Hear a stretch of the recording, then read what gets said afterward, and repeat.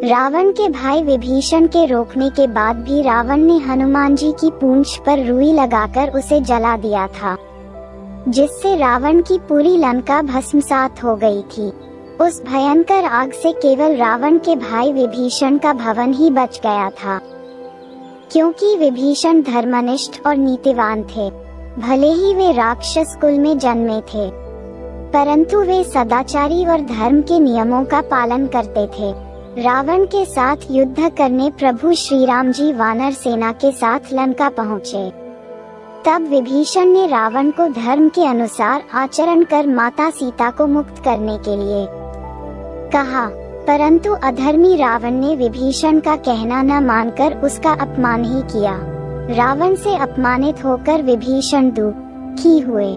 वह शीघ्रता से अपने 4 अति पराक्रमी साथियों के साथ आकाश मार्ग से उस स्थान पर पहुँचे जहाँ लक्ष्मण सहित प्रभु श्री राम जी थे।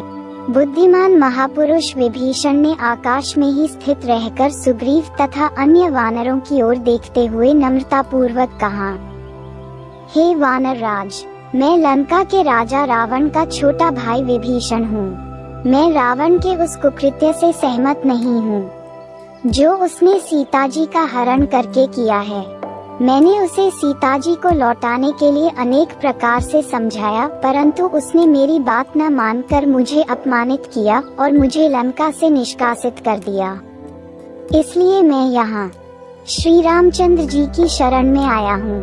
कृपया आप उन्हें मेरे आगमन की सूचना दें। विभीषण की बात सुनकर सुग्रीव ने प्रभु श्री राम जी के पास जाकर कहा, हे राघव, रावण का छोटा भाई विभीषण अपने 4 मंत्रियों सहित आपके दर्शन करना चाहता है। यदि आपकी अनुमति हो तो उन्हें यहाँ उपस्थित करूं। किंतु मेरा विचार है कि हमें शत्रु पर सोच समझकर ही विश्वास करना चाहिए।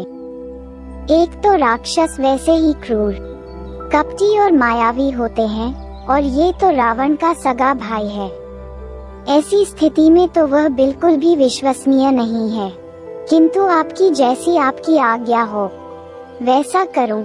सुग्रीव के तर्क सुनकर प्रभु रामचंद्र जी बोले, हे वानर राज, आपकी बात सर्वथा युक्ति संगत और हमारे हित में है।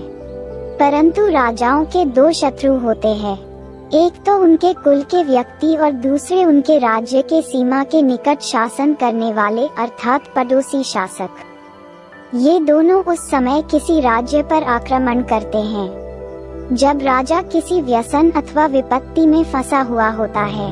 विभीषण अपने भाई को विपत्ति में पड़ा देखकर हमारे पास आया है। वह हमारे कुल का नहीं है। हमारे विनाश से उसे कोई लाभ नहीं होगा। यदि हमारे हाथों से रावण मारा जाएगा तो वह लंका का राजा बन सकता है। इसलिए यदि वह हमारी शरण में आता है तो हमें उसे स्वीकार कर लेना चाहिए।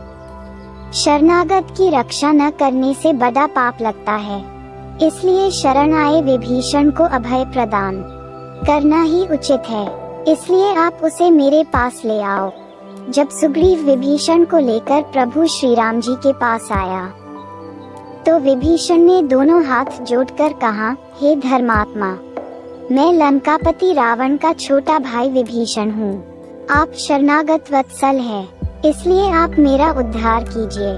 विभीषण के वचन सुनकर प्रभु श्री राम जी ने उसे गले से लगाते हुए कहा, हे विभीषण, मैंने तुम्हें स्वीकार किया, अब तुम मुझे राक्षसों का बलाबल बताओ।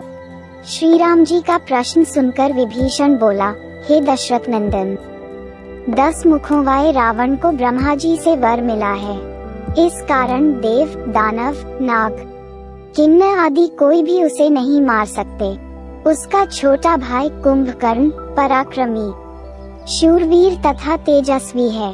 उसके सेनापति प्रहस्त ने कैलाश पर्वत पर दुर्दमनीय मणिभद्र को पराजित किया था।